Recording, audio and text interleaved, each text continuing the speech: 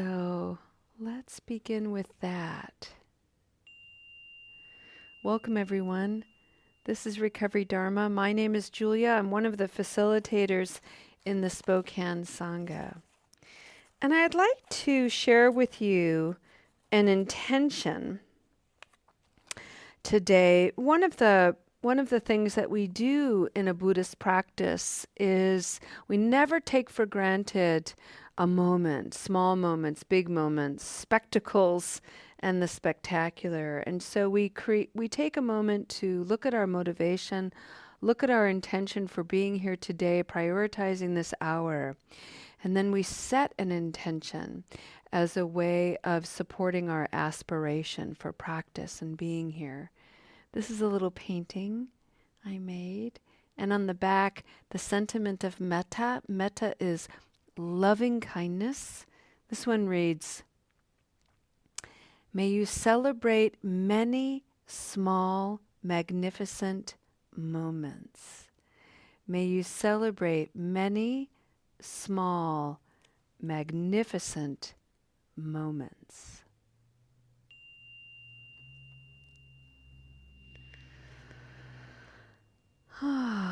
There's a couple of things I want to share today before we launch into the fullness of our practice.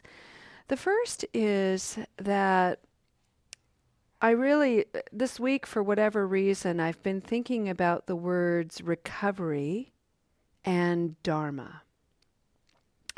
And I was thinking about what makes the Spokane Sangha such a unique place for the Recovery Dharma practice. So there is a thing called Recovery Dharma as a spiritual practice to look at habit energy and some of the practices of the Dharma, the teachings of the Buddha.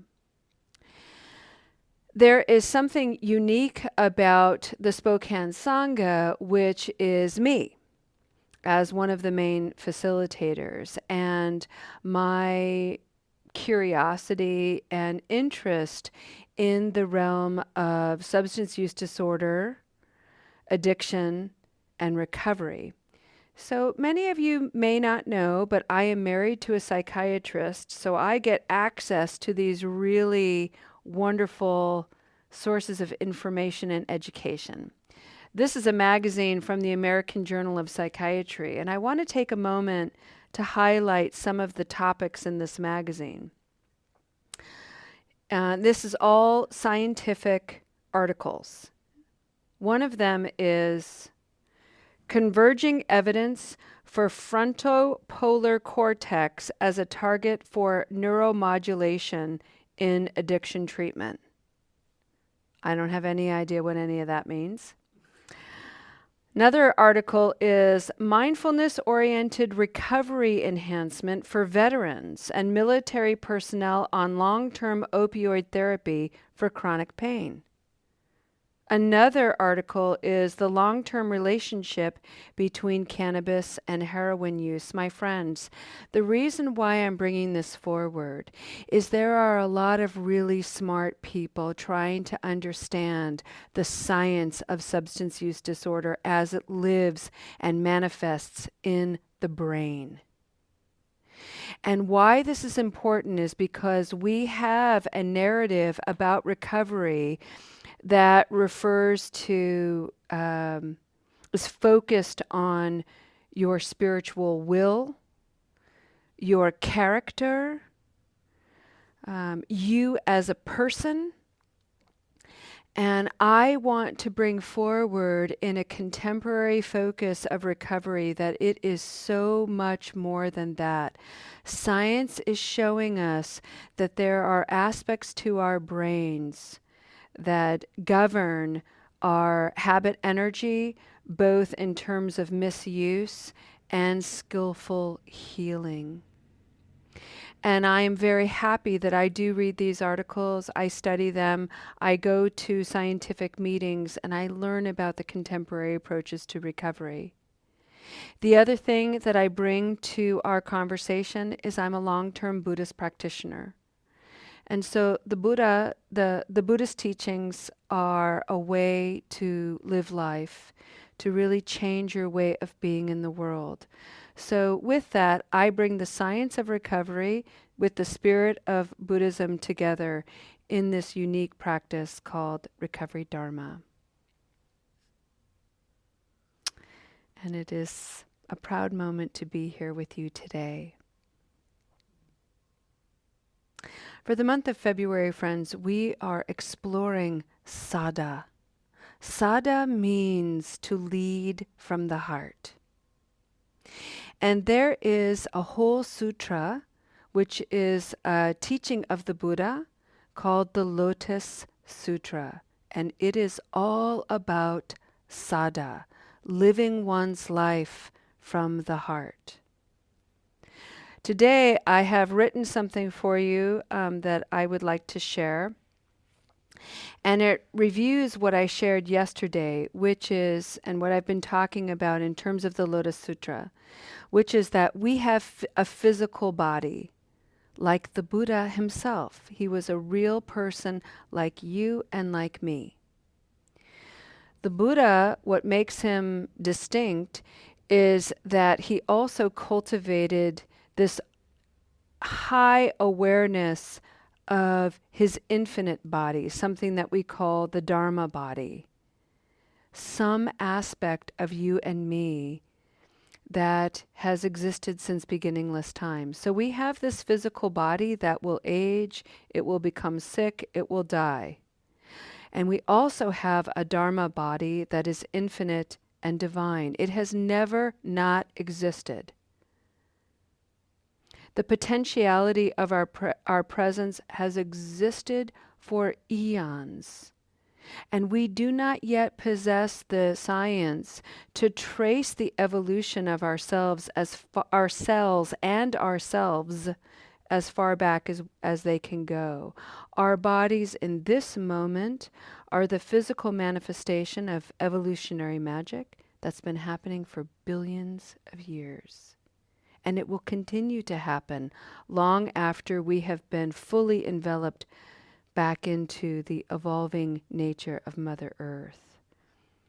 You may all know this in your minds, but I'm not speaking to your mind. I'm speaking to the heart.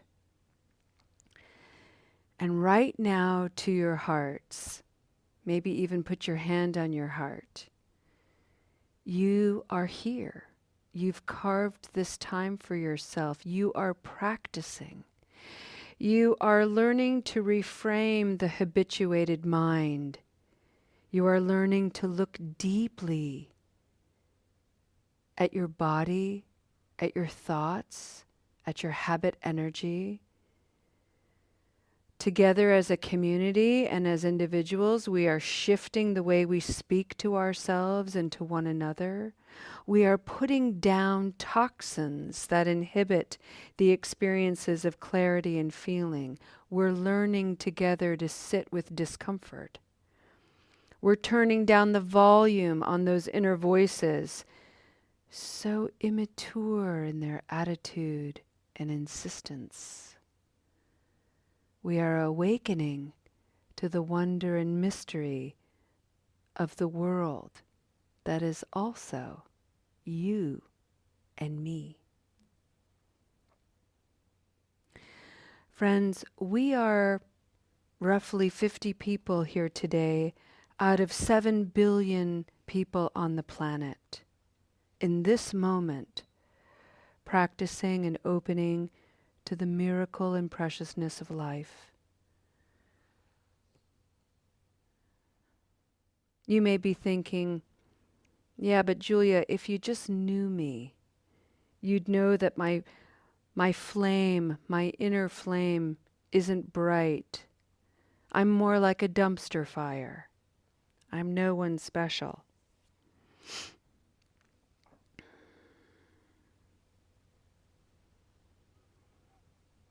And many of you already know what I would say to that. You know, that might be true. And it's not the whole truth. It's likely part of what you're thinking is a distortion.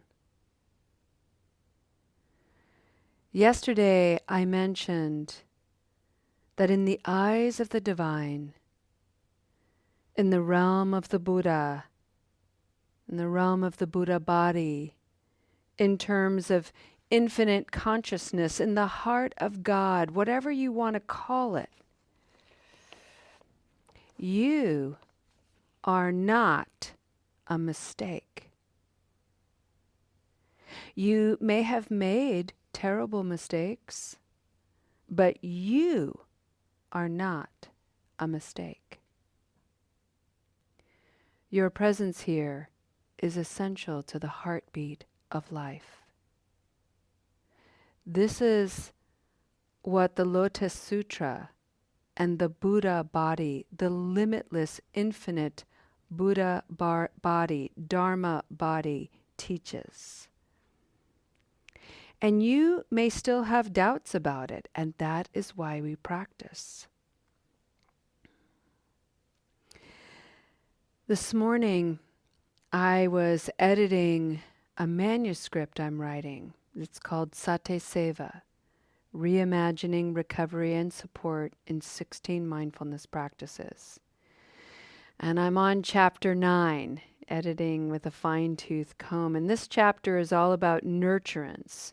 The way we take care of ourselves is the way we take care of others, is the way we take care of the community, is the way we take care of the earth. And we are intimately connected to all things.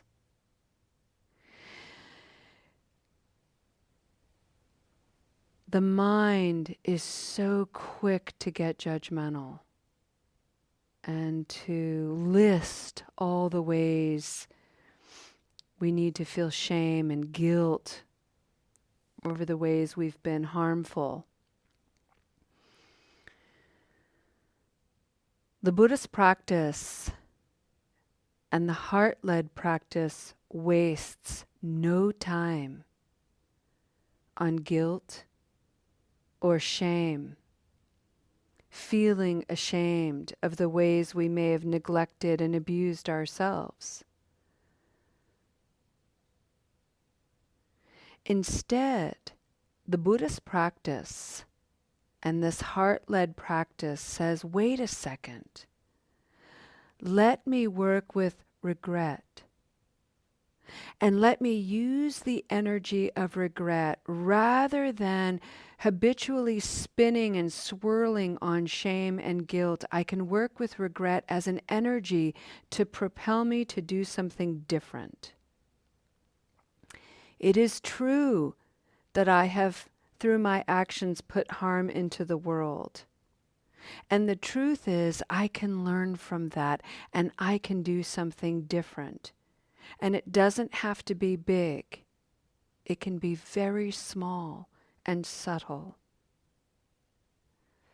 All we have to do is remember that we are part of this infinite Buddha Dharma body, a consciousness that has existed beyond time, beyond measure. And I'd like to share with you a couple of paragraphs directly from this chapter.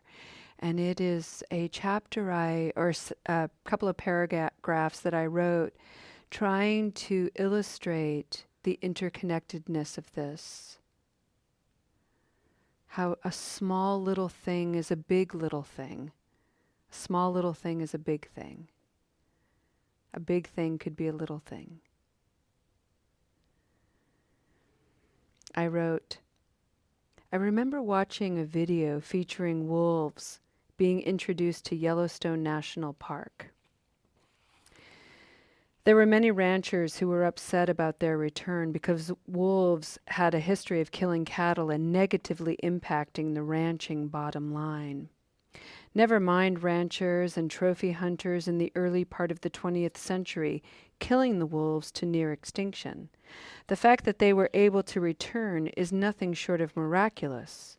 Still, I have a certain degree of compassion for ranchers trying to carve a living like anyone else, yet I take issue with their inability to see past a narrow focus enough to recognize that the return of the wolves created positive shifts exceeding perceived negatives. The wolves brought balance to the entire ecosystem in Yellowstone in ways that biologists are still trying to understand. Bird species returned, beavers and moose. Little streams appeared. Flora and fauna flourished, particularly willow and aspen, whose interconnected relevance wasn't known before. The absence of wolves was a detriment to many living, breathing beings, and their return meant something profoundly equalizing and healing for the whole planet. It cannot be overstated. Everything is connected. And one of the greatest follies in the contemporary mind is its belief that humans are the top dog in this connection, that we are more important than anything else despite being the last forms to arrive to this earthy alchemy of life. This falsity and myth have the risk of being globally and irreparably harmful, with damage already evidenced by global warming, continued war, and diminishing resources.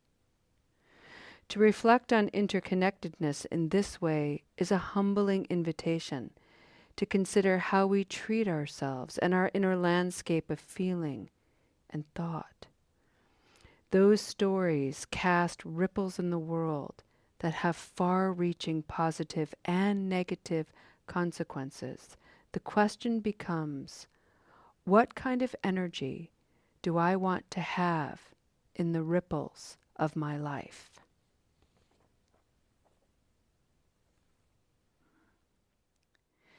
Friends, we are both so insignificant on a cosmic scale, and we are immeasurably important at the same time.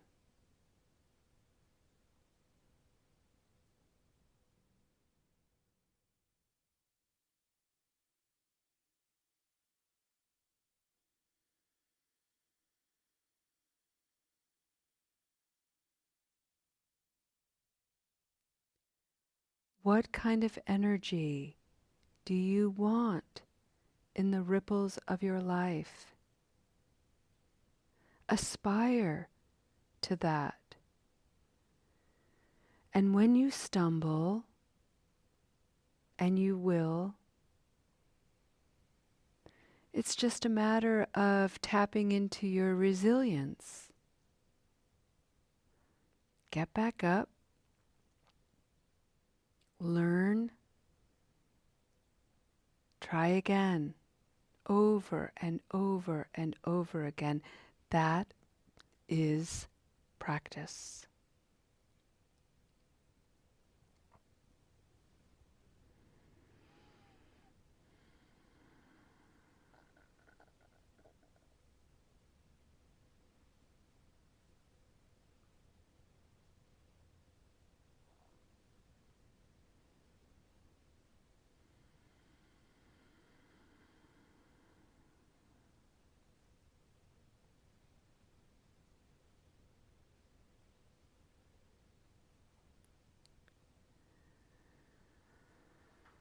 The Buddha in physical form lived only 80 years.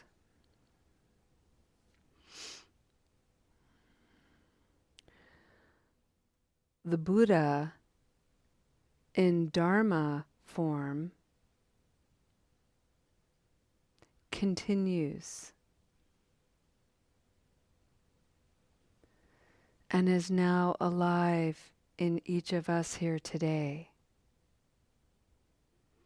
That is a miracle. That is amazing.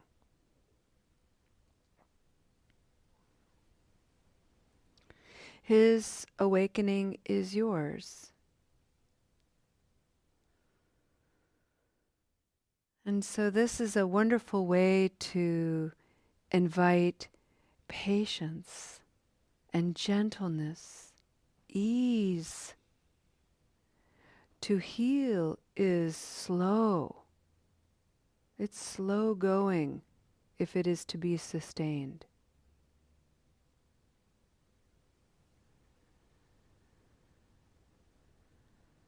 So let's take a couple of quiet moments to simply breathe this in.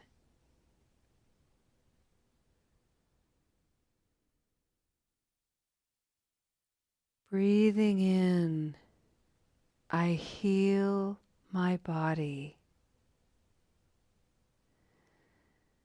Breathing out, I smile.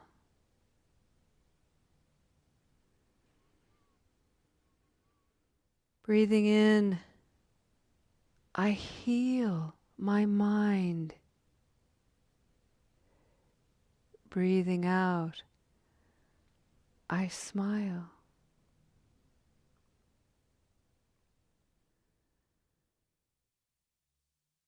Breathing in, I heal my heart. Breathing out, I smile. Dwelling in this present moment, connected to all of life.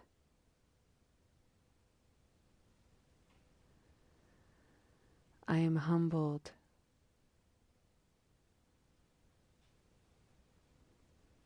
Breathing in, breathing out.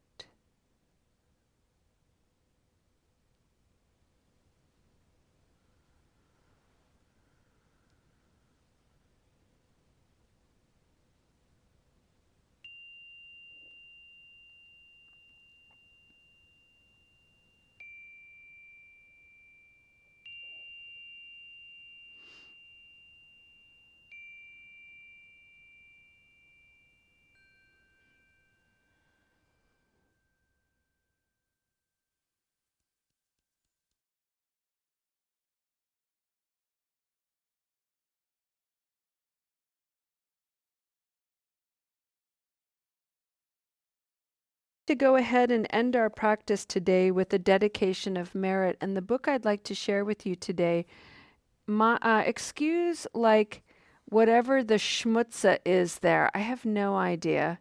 Just some life schmutza. And this is a book called Moments of Mindfulness by Thich Nhat Hanh. Highly recommend this sweet little book. And this particular piece speaks to the idea that you are not a mistake. You are not the mistakes you've made. You are so much more than that. The purpose of being here is not to be perfect. The purpose of being here is to be here, wholly here. So these are the words of beloved Thich Nhat Hanh. A flower does not have to do anything to be of service. It only has to be a flower. That is enough. A human being, a true human being, is enough to make the whole world rejoice. Thank you for practicing and returning to being a true, whole human being. You really do heal the world. Thank you, friends. We'll see you next time. Namaste.